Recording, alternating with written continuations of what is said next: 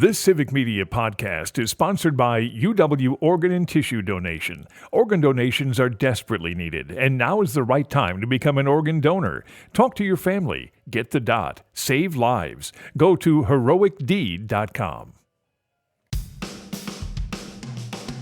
From the rolling bluffs of the Driftless region to the pristine shorelines of Superior in Michigan, from the Northwoods to the Kettle Moraine, Civic Media broadcasts across all of Wisconsin for all of Wisconsin. Take a trip with us across the radio network to hear from communities throughout the state. This is the Civic Media Spotlight. Stepping into the spotlight now is Maggie Daun, and this week on the Maggie Daun Show, she sat down with Jeff Mandell of Law Forward to discuss the new case against Michael Gableman for his role in the fake elector scheme. What is up, Wisconsin and beyond? My name's Maggie Daun, host of the Maggie Daun Show here on the Civic Media Radio Network. I am so excited to have my next guest joining us because an absolute bomb dropped today. Perhaps better late than never might be the theme. If you haven't heard yet, folks, former Supreme Court Justice, Wisconsin Supreme Court Justice Michael Gableman has today been charged with attorney misconduct by the organization that is charged with investigating attorneys in the state of Wisconsin, ensuring that we all comply with our ethical obligations. That organization's name is the Office of Lawyer Regulation, referred to by lawyers as the OLR. Again, the OLR has filed formal charges of attorney misconduct against former Wisconsin Supreme Court Justice Michael Gableman for his conduct, I'll say misconduct, in the manner in which he executed the Robin Voss requested and funded quote-unquote investigation into baseless conspiracy theories about the 2020 election, wasting upwards of $1 million in taxpayer funds, violating open records laws along the way, engaging in intimidation of public officials, and frankly, lying to the court and making a complete jerk of himself. Yeah, lawyers aren't supposed to act like that. With me today and with each and every one of you is the General Counsel for Law Forward, an organization in the state of Wisconsin that looks to protect your voting rights as well as our civil rights writ large and help hold those in power accountable. His name's Jeff Mandell. He's been on the show before, friend of mine, now a friend of yours. Jeff, welcome back, and thanks so much for sharing some of your day with us. Thanks for having me, Maggie. It's great to be here today. Now, this complaint by the OLR against former Justice Gableman, this was largely in response to a 100-page letter complaint that Law Forward filed. Can you tell us about the specific allegations that your organization made about former Justice Gableman's conduct of this pseudo investigation? I'm not sure that we have enough time for you to want me to detail all of them. Let me put it this way. Mr. Gableman broke more ethics laws and rules than he followed. He took on from the beginning a matter that was beyond his competency and knowledge. He violated his duties to his client. He lied to courts in 2 different counties, and actually multiple courts in Dane County. He mistreated and lied to opposing counsel. He lied to the public and misled them. He told his client one thing and then testified in the legislature to the exact opposite. If you remember, and I know you know, Maggie, the attorney's oath here in Wisconsin is fairly long. In some states, it's really short, right? I'm going to follow the rules and support the Constitution. In Wisconsin, it's quite voluminous. Our grievance to the OLR showed that Mr. Gableman had, in the course of the sham investigation into the 2020 election, violated every single sentence in that oath. It's pretty remarkable. I have been basically freaked out about this in terms of what does this say to other lawyers, not just in the state of Wisconsin, but nationwide. We look at Rudy Giuliani, who's frankly disbarment, I think, is yet to become permanent in the state of New York. We look at John Eastman in California, and my thinking was, where is the OLR in the state of Wisconsin, and how have they not charged former Justice Gableman yet? How long was the period of time, Jeff, between when your organization filed what I'm going to call sort of an omnibus complaint on behalf of basically every single last taxpayer in the state of Wisconsin and every citizen and the OLR's action today? Well, we filed that complaint on March 2nd of 2023. And so it has been an extensive period. But what I would say is that the wheels of justice grind slowly, but they move forward. And today's complaint shows that in that time, OLR conducted a thorough, careful, and extensive investigation. There are 10 separate counts in this complaint today. And I expect that the Supreme Court will be very, very interested to read this. Um, and who decides in the end whether or not Justice Gableman, former Justice Gableman, faces any sanction for this volume of wrongdoing? This, as you put it, Jeff, violation of every sentence of the attorney oath that every lawyer in the state of Wisconsin takes. Ultimately, that will be decided by our Wisconsin Supreme Court. They run the bar. They are in charge of enforcing attorney ethics. So we have this complaint today. There will be a process for Mr. Gableman to contest those parts of it that he thinks are inaccurate, and ultimately the Wisconsin Supreme Court will decide. Now, in the ordinary course, and this certainly is anything but ordinary, Jeff, in the ordinary course, how long does it take for the complaint to be received by the lawyer, for the lawyer to respond? Does the OLR conduct a hearing?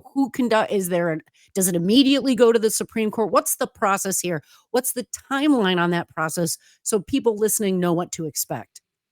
Sure. What happens now is Mr. Gableman will receive a copy of the complaint against him, and he will have a period of about 20 days to file a response about whether he agrees with the factual allegations that the complaint lays out or not.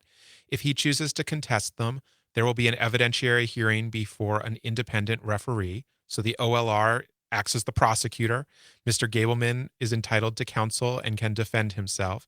And there will be a report with factual findings and a recommendation on what the proper sanctions are, and that will go to the Supreme Court for its review. So this could take anywhere from a few months to another year, year and a half. But what is most important ultimately is that we will get to the end of this and there will be accountability. As you said at the beginning, it is more important now than ever as we head into the new Trump administration that we make clear in Wisconsin and beyond that bad actors who violate the law, who flout ethical rules, will be held accountable. It's interesting to me, Jeff, that this is occurring on the very day that the prosecutors, the district attorney's office in the Manhattan criminal case against Donald Trump for those 34 criminal counts, today was receiving briefing about whether or not Donald Trump's sentencing should proceed. And one of the responses that I have had to the election, which frankly for me has always predated the election, is for every single one of us and every single one of you that are listening, while the national political dialogue tends to dominate our news, it is what happens at your state and local government that has the most direct and immediate impact on the quality of your life. And I think so too here to an extent, right? That here under each state is responsible for attorney licensure. And so it is up to the states and their different attorney governance structures to ensure that attorneys are not engaging in these wholesale ethical violations. And we've seen attorneys, again, you're not supposed to make a filing without having a reasonable factual basis. You're not supposed to say untrue things in courts when you have been sworn. Those are all sanctionable actions. And we've seemingly seen scores of this sort of unethical behavior by lawyers across the country by those aligned with the former president. You mentioned that there's going to be a, quote, independent referee that will hear what I assume will be Mr. Gableman's disputing of this complaint of attorney misconduct filed by the OLR. Who decides who the referee is? How are they selected? What pool do they come from? How do we ensure that they act in a nonpartisan, unbiased way? These are great questions. And unfortunately, this is not my regular area of practice. I am not usually involved in ethical complaints and misconduct here in That's Wisconsin. a good thing, Jeff. I would think. Not knowing the particulars here is always a good sign. Sorry to interrupt. No problem. My understanding is the Supreme Court will appoint the referee. And like with any judge or proceeding in Wisconsin, each side will have the chance to say, I don't like that person. I want a different person one substitution per side. So hopefully this will proceed pretty quickly. And as I said, the referee will make the initial recommendation, but the Supreme Court makes the final judgment. And so I think we can be confident. To your larger point, I could not agree more that we should be looking to our state and local governments for this kind of enforcement. And we are in a good place in Wisconsin. We not only see this here today, but in just a couple of weeks, we will have the first hearing in the criminal prosecution of the lawyers who created the fraudulent elector scheme here in Wisconsin in 2020. So accountability is having a moment here in Wisconsin. And accountability, again, on the state and local levels. I think that point cannot be emphasized enough, as well as the fact that former Justice Gableman will have due process, quite robust due process, ultimately being heard, as Jeff has explained to all of us, by the Wisconsin Supreme Court. It certainly makes the Wisconsin Supreme Court election in April, this coming April 2025, certainly makes that important on a whole number of fronts. If you care about reproductive freedom, it matters. Certainly, if you care about voting transparency and accountability, it matters. And now this issue as well. Do you think that this will get some airplay or be brought into that Supreme Court election this coming April? I think it might. I mean, it's not a partisan issue. It's not even an ideological issue. This is really about good governance. At the same time, this is not Mr. Gableman's first time at the Supreme Court over this issue. There was a major ethics complaint about his 2008 successful campaign to join the Wisconsin Supreme Court. And ultimately, because he could not participate in adjudicating that ethics complaint failed on a 3-3 deadlock. So I wouldn't be surprised if this becomes something of conversation as we look toward what the Supreme Court will be hearing. This case will certainly be something that comes up before the Supreme Court either next year or the year after. Folks, that is Jeff Mandell. He is the general counsel at Law Forward, discussing the complaint filed today against former Wisconsin Supreme Court Justice Michael Gableman for his conduct of the Voss-funded and requested pseudo-investigation into the election of 2020. We're going to come back with Jeff, discuss the hearing before the Supreme Court yesterday, considering Megan Wolf, the executive director of the Wisconsin Election Commission, her holding over in that position. Republicans often say there's a rule for thee and a different rule for me. We discuss next right here on the Maggie Daun Show on the Civic Media Radio Network. The Maggie Daun Show is part of the Civic Media Radio Network and airs across the network weekday afternoons from 2 until 4. To learn more about this show and all of Civic Media's programming, check out the website at civicmedia.us/shows. You're listening to Civic Media. Stay up to date on the latest news and information for your local community and Wisconsin by signing up for our free email newsletter. Visit civicmedia.us/email to get started. For the next segment of the Civic Media Spotlight, we're leaving the stage and heading to the doctor's office. Up next, we'll hear from the Earl Ingram Show, and he was joined this week by Dr. Omar for their segment In the Pharmacy. With RFK Jr. nominated for head of the Department of Health and Human Services, they discuss the future availability of vaccines. The following content is not intended as medical advice. Always consult your own physician, pharmacist, or healthcare professional for your own healthcare concerns. Bringing you a passion for health and wellness. Dr. Omar Uliwa is here to answer your pharmaceutical questions. Now, let's go in the pharmacy with Earl Ingram and Dr. Omar. Doctor, my eyes have seen the years and the slow parade of fears without crying. Now I want to understand. I have done all that I could to see the evil and the good without hiding. You must help me Doctor, my eyes. Tell me what is wrong. Was I unwise to leave them open for so long?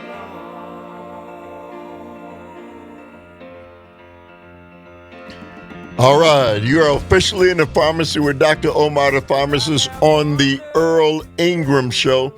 Dr. Omar, how can people get in touch with you? People can always call at 262-429-9429 or go to the website wiltopiarx.com and send me a message.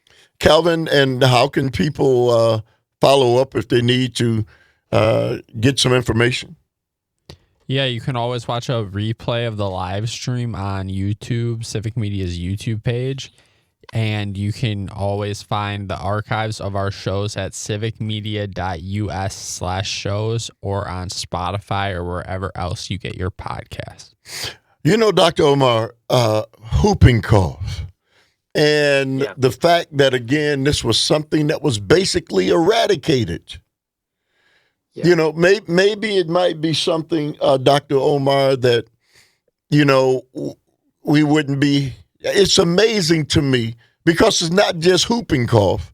It's a lot of other of these illnesses that were eradicated that are starting to come back. And we know why they're starting to come back is because people have decided to forego the vaccinations. You know, it's one of those things, pay me now or pay me later. Right? I mean, pay me now or pay me later. I like the analogy. Yeah, it makes sense. It just makes a lot of sense. And it's just simple science. And this is the science of the vaccines is very complex. And it started from the age and the era where millions of people were dying. And then the challenge of the vaccine is that we are creating medicine for people who are actually healthy. So the safety profile is very high, and the challenge is adverse events are very low, but misinformation is huge. And if there are information about one vaccine that is kind of people are like one vaccine is politicized, doesn't mean that every vaccine is. So I can see where the problem is. I want to give you an example of my wife who has her immune system is not as strong as everybody, and every winter she takes many supplements, but she gets cold and flu, and she stays at home for a week every time she gets cold and flu. But when we started to giving her the vaccine, and she's taking care of herself, she exercises, she takes her supplements, she doesn't get influenza. So it is kind of, you have to look at the community and to yourself, and you have to understand that what worked for someone else is not necessarily going to work with you, and you have to follow your doctor's advice, you have to follow the science and validate this science, and understand that the vaccines that are provided, that have been traditional vaccines available for long years, these millions of people have taken, and there was no problem. On the contrary, they were protecting the community from serious disease like whooping cough. When it comes back, it just makes me feel like, okay, so it's not coming back in Panama or Egypt or a developing country. No, it's coming back in Australia, in USA, and it's just the challenge is the future doesn't hold a lot of funding for the research on the vaccines early. So I'm worried that Medicare and Medicaid are not going to have enough funding for those crucial vaccines. I am worried that even the marketing and the marketing segments to talk about the importance of these basic vaccines are not going to be as strong. So We have to fight for the good science and the good information for people. Dr. Omar, and so for those of you who are listening, any other questions that you have are welcome. Dr. Omar will answer any of them, so don't feel like this is the only thing that we can discuss today. But I clearly, Dr. Omar, the holidays have snuck up on us. We're going to be forced back inside. And maybe we haven't prepared ourselves. Maybe this came, we've been able to move around outside. It's been in the 50s. And so we haven't had to, be locked inside. But that time is arriving swiftly. And so all it takes is one person who has contracted this, especially children, and a room full of others who have not been vaccinated themselves, and you got an epidemic in your own family. Yeah, it's challenging. So I am just telling and warning my customers and patients, be prepared, support your immune system. And if you feel like there is so many people around, you do not need to hug them. You do not need to hug everybody. Let's just shake hands and then wash our hands, So we're gonna talk about lipids, the definition of what lipids are, how critically important they are. And we don't sit around, the average person, talking about lipids. Hey Calvin, how many times have you had a conversation about lipids? Probably never. Right. So, but guys like Dr. Omar and doctors do, and we're going to find out more about it. You're officially in the pharmacy with Dr. Omar, the pharmacist, on the Earl Ingram Show.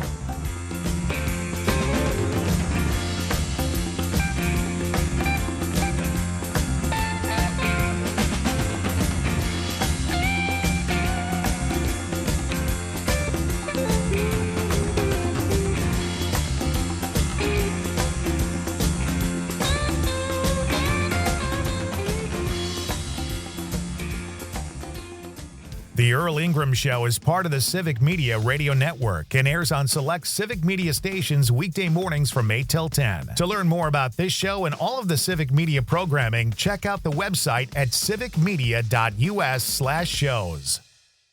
You're an organ donor, right? Well, here's a tragic fact. Approximately 20 people die each day waiting for precious donated organs. You could make a life-saving decision simply by getting that important dot on your driver's license. That little dot shows those who need to know that you've made a decision to donate organs at a critical time. Go to heroicdeed.com to learn more about the importance of organ donation and how you can make your wishes known. Talk to your family. Get the dot. Save lives. heroicdeed.com. Welcome back to the Civic Media Spotlight.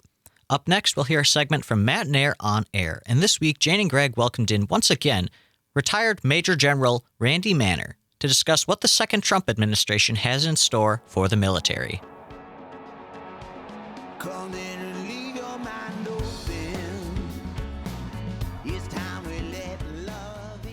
Good morning and welcome to Matenaer On Air. Jane Matenaer, Greg Mock, and Sweet Cal B coming to you live, partly from my dining room and partly from Radio Park in Racine, Wisconsin. You can always join us at 855-752-4842. Leave a comment if you're watching on the live stream on Facebook, YouTube, and the platform that used to be Twitter after the 11 o'clock news. It's a round of, let's not do this, regarding a recent flight from Milwaukee to Canada and one of the passengers on board. Of course, every show we wrap up with this shouldn't be a thing. Today's thing is the slow speed chase edition. So stick around for that coming up at 11:51. Very happy to have our next guest join us. Once again, Randy Manner is a retired Major General with the United States Army and also a member of National Security Leaders for America. Good morning, Randy. Thanks so much for coming back on the show. Absolutely, Jane. Good to see all of you again. Well, there have been some selections for the upcoming Trump administration, and there's a couple that I wanted to cover with you. But let's start with Pete Hegseth, Randy, as the head of the Department of Defense. Of course, Pete Hegseth did serve. He served for 20 years, but he's a Fox Weekend News host. And the Department of Defense is a sprawling agency, is it not? Yes. So, I mean, the way to think about this is for your listeners is that this is an organization of way more than 2 million people and a budget of over $800 billion. So understanding, and it's extremely complex. The Department of Defense does not sit by itself. It also includes how do you interact with Congress? How do you interact with other governments, other militaries? How do you interact with other parts of our own government to ensure that our national objectives are taken care of and that we're all kept safe? It's very, very complex. He's also said some things, Randy, about women's place in the military, and he said that women should not be serving in active combat roles. Yeah, and I question what planet he's on. I respect the fact that he served our country, and that's awesome. I really wonder if he understands that there are many ways where combat is all around you when you're in combat anymore. It's not like there is a front line. Like these are clearly combat and these are not. I know he'll say things like special forces and so on. My attitude is if you can do the job, I don't care who, what, where you come from or your gender or your nationality. It's all about can you perform what's required in the job. Unfortunately, he is going to put he's already said it. He has biases against certain kinds of people to include women. And what about gays in the military, Randy? I'm curious your opinion on that. Was that disruptive to our armed forces? Absolutely not. Not one bit. Remember, I served for 36 years in all levels as an officer, and absolutely positively never a single moment. So, and I will tell you, I mean, I think people who bring that up, they're stuck on their bias, unfortunately. And there is a certain group of people that seem to be excessively obsessed with other people's sex lives. And I guess I just don't understand that. When I have time to be thinking about other things, that's rarely what I'm concerned about. Yeah, I get it. I think there's some people that are much more concerned about other people than they are about themselves living their own values and virtues. It's unfortunate. They want to impose their thoughts on you. Well, and they want to, and I feel like they want to impose their Christian inspired morality on all of us. Yeah, I mean, last time I checked, we absolutely are a rule of law nation. I know there's a tiny percentage of 10% people who wish it wasn't that way. The reality is we still are, and we will continue to fight for the rule of law in all aspects of what we do. If you're just joining us, our guest is retired Major General Randy Matenaer, also a member of National Security Leaders for America. I saw this as well, Randy, and I have to imagine that this is not going to sit well among members of our military. The Wall Street Journal, reported earlier this month that President-elect Trump's transition team is working on an executive order to speed up the firing of top military brass if it gets approved. This draft executive order would set up a warrior board of retired generals and non-commissioned officers to review 3- and 4-star officers and recommend anyone, quote, lacking in requisite leadership qualities. Right. Well, So he just wants to purge. It feels like a purge. well, it doesn't seem like it is a purge. It's a purge of people who may not be loyal to him personally. That is the criteria on which they will judge. And by the way, that panel, that board, it's going to be made up of predominantly very old white men. They might find someone else to be on it, but it's going to be predominantly the people who signed his endorsement letter, which were predominantly old white men well into their 80s. And they are unfortunately not understanding the value of everyone has something to contribute. And it's very unfortunate that we are looking, quite frankly, to the moral equivalent minus, I hope, the executions of what Stalin did, where he said, if you're not loyal to me, you're out. Of course, he meant out permanently, and even I don't think Trump will go that far. Removing 3 and 4-star generals who don't pledge allegiance to him, yep, that's going to happen. And by the way, completely legal, because the president has immunity according to the Supreme Court. So I want all your viewers to understand, won't happen. I'm going to tell you it's going to happen. It will happen. So Go ahead, Greg. the question I have then is, because what we're seeing with the cabinet the cabinet nominations are sycophants, yes men, the all-stars of his rallies. I mean, they're all recognizable faces from whether it's Fox News or just the regular news. But with these generals, with these military people who signed their endorsement of him, as you said, old white men, they're going to have to replace these outgoing 3 and 4-star generals. Will they just end up bringing in all of these old favorites back and say, we're going to reinstate you for a bit and then replace you, or just say, you got the right idea, now go lead my army or my military? So it's a combination of both. Could they absolutely recall people to active duty? That is not only legal, but the president can do anything he wants. It is absolutely legal to recall any retired officer or NCO to active duty. That's number one. Number two, you kind of yank or fire senior qualified officers based on experience, their experiences and being around the world, and replace them with less qualified people. You have less qualified individuals leading us. Are they likely to be yes men as a result? Probably. Are they going to be more experienced and more capable? Absolutely, positively not. That's why in the military, whether it's an E5 or meaning a sergeant, or whether it's a lieutenant colonel or a commander in the Navy, you just don't go out and hire those people. They have to have all these experiences over years of training and working with different units around the world and different militaries to get where they are. You just can't snap your fingers and replace them. Well, and snap your fingers and replace them with people who do not have the decades of experience. Yeah. What they have is complete and utter fealty to Donald Trump. Right. It's just so dangerous. So one way to think about this for your listeners, because and this is not trying to be offensive in any way, but the average American does not understand what it is like to run a 2 million person organization with $800 billion. So if getting this down to, if you're part of a car dealership or you own a farm or something, and you say, I need a mechanic, and someone says, I've got this guy named Bob.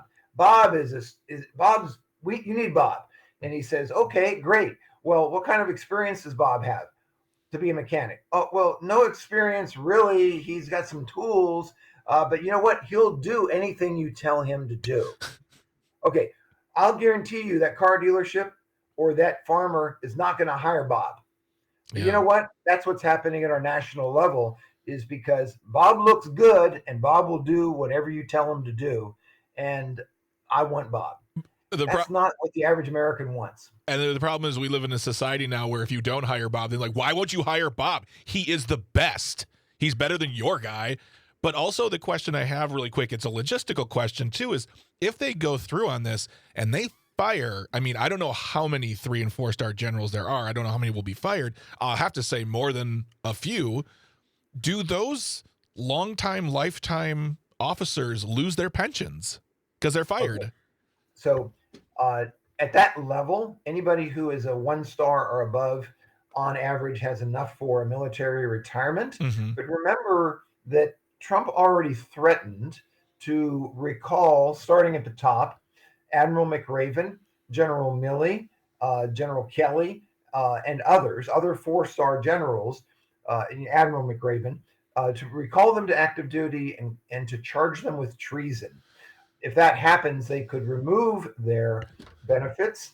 They could put them in prison or worse. Yeah. And I will tell you that it is sending a chill through all of the military ranks right now, to include retired officers like myself that have spoken out in terms of the concepts of democracy. However, I will continue to speak out for democracy and for treating each other with dignity and respect, because that's what our country is based on. So, and we yes. thank you for that, sir. Thank you. Absolutely.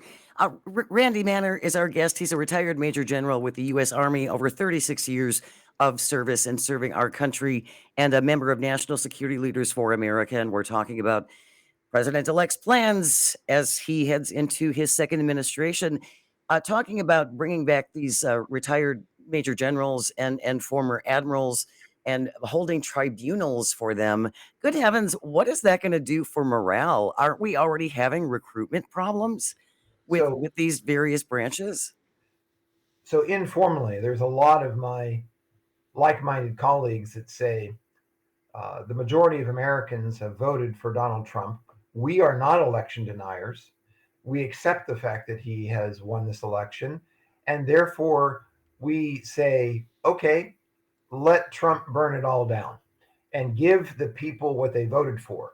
Lower Medicare, lower the actual, recruiting will drop, not increase. It will significantly drop because parents, moms and dads, do not want their children to join a military where they're being led by less than the best leaders in the world, not by political hacks, because their sons and their daughters' lives are at stake.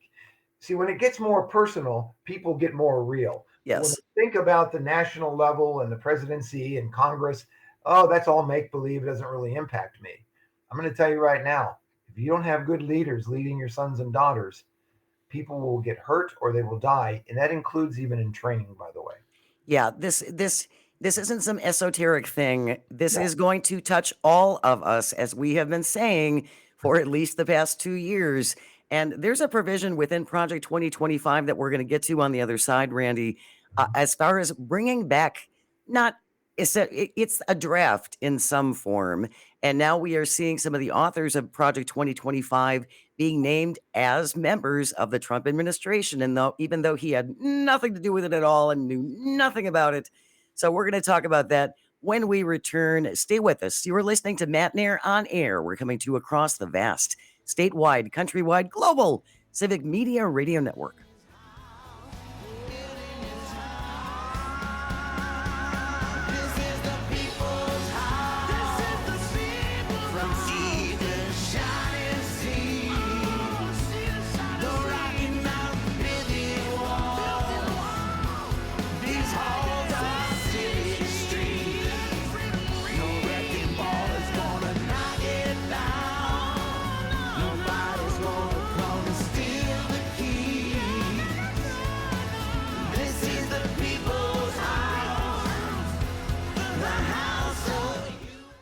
Matenaer On Air is part of the Civic Media Radio Network and airs across the network weekday mornings from 10 till noon. To learn more about this show and all of the Civic Media programming, check out the website at civicmedia.us/shows. You're listening to Civic Media. Find the latest news, information, and archives of all your favorite shows on the Civic Media website, civicmedia.us. Wrapping up the Civic Media Spotlight for this week, we'll hear a segment from Mino and the Mayor.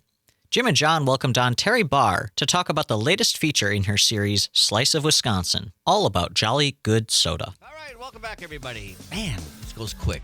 Well, in the last half hour, Terry Barr is in-house here. Not in-house, you're online. Hello. Good morning. What's happening? Well, we do this Slice of Wisconsin every other week, basically, and I bring you something that hopefully you don't know everything about. So this time we are featuring Jolly Good Soda. Yum. When is the last time you've had some? It's in our grocers now. Well, it's back. Didn't they win some big award? As the coolest thing. They won, yes, the coolest thing made in Wisconsin this year. Yeah. It's a manufacturing award.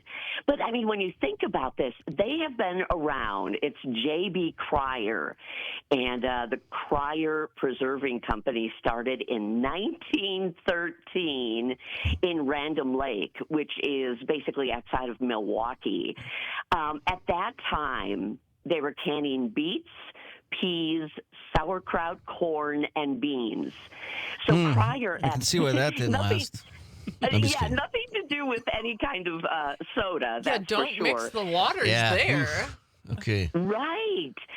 So by 1931, so he was having to, at that time, lay people off because he didn't have enough work for people. And he thought, no, I don't like this. So he started working on other products, and guess what he came up with? Our very own. Yes, the soda.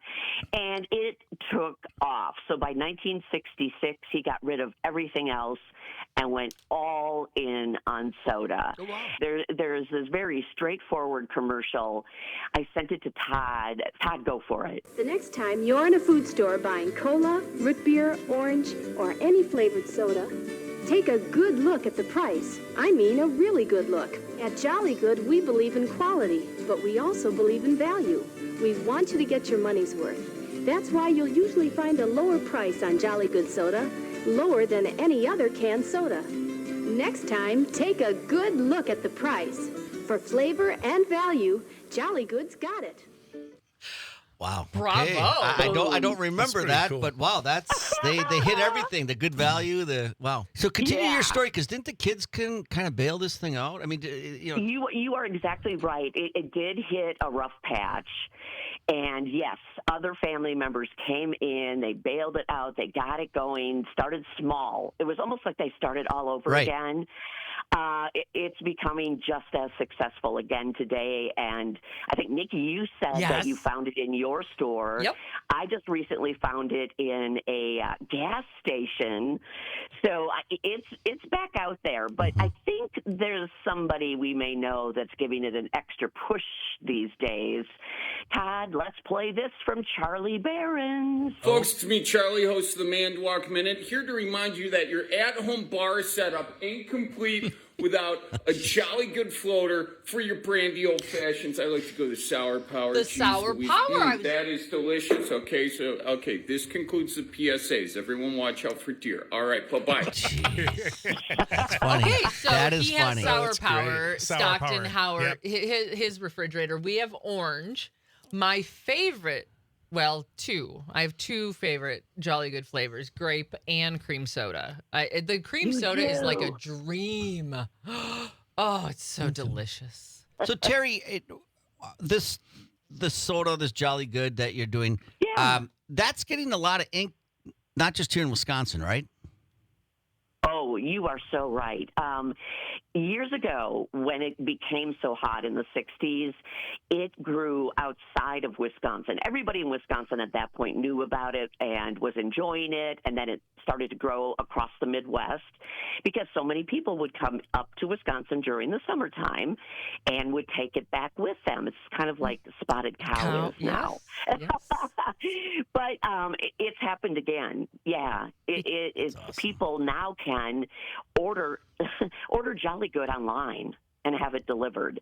So now it can go anywhere and anybody can have it. And I know Nikki was mentioning those classic flavors, and that's what people want. They want that good old-fashioned feel and taste, and knowing, as the mayor said, they're supporting something really great that's happening. Yeah. Right here in our very own state. Yeah, I don't think Grandpa Cryer was selling a lot online in 1915. I mean, give those kids credit for, understanding different distribution and obviously, Yes. But to stay with the core product, I think is the story here. And it still looks the same, and they're too. in the same location. Yeah, that's true. Random Lake.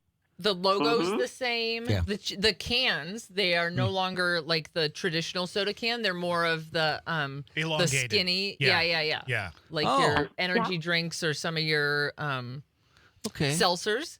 But they taste just as good as when I had them as a kid. Do the grocery stores have them now? Yeah. I mean, I don't know if I haven't they're seen them in Madison, so I'll have to check. Yeah. Check your festival. And then check it. Quick Trip. might actually have them. I think I'm going to buy some of that cream soda for next week Thanksgiving. Right. And then mix it with a little ice cream for a the little, kids. little, Some of that flavor whiskey. They'll be bouncing off the walls. That's all right. That's all right. Oh, yeah. Your Kids will sleep. Your daughter's going to real love good. you. Right. Jim's talking about ice cream. Michael's talking about something else. That's fine. I think all of those flavors would pair well with various libations. I've looked at each flavor and I'm like vodka, gin, bourbon. Yeah. No, I'm kidding. I am not kidding. Well, I am actually, 100%. I did do that. So I bet. Well, they do have recipes on the website. See? Awesome. Yeah, we're going to do something to get through that parade. No, parades are fine. Are you in the parade? Yes, we are you sure kidding? are. I got to sit next to for Mino you. for an hour and 10 minutes. So Terry, yeah. Oh, no. Here I'm going to let you With in no on commercial breaks. a little fun nugget, Terry. We're going to be handing out candy, right? Do you want to take a guess what we're handing out? You have to tell me. Tell me. I don't know. We are going to be handing out Dum-Dums. Yay! Now, that parade's not this Saturday, is it? It's Sure this is. Saturday. It is. Just Yeah. days Darn, away. oh, I thought it was next Saturday. I can't make it. You should have told me. I have 10 bags of Dum-Dums in my car right this moment, Okay. logoed with 97.9 WGBW. I want their face on the dum-dum. You and I both, Terry. You and What I happened both. to the M&Ms? We don't have the budget. You didn't call me. Ugh. Okay. All right. Hey, Terry, stick around. Are you working on something else with Slice of Wisconsin? You want to talk about? Can we keep talking to you? Or do you gotta go? Sure, I'll stick around. All right. We're going to be right back. you. All right. Michael Freeman's here with Simple Life Hospitality. Nikki and the Mayor. We'll be right back. A dreamer of pictures, I run in the night.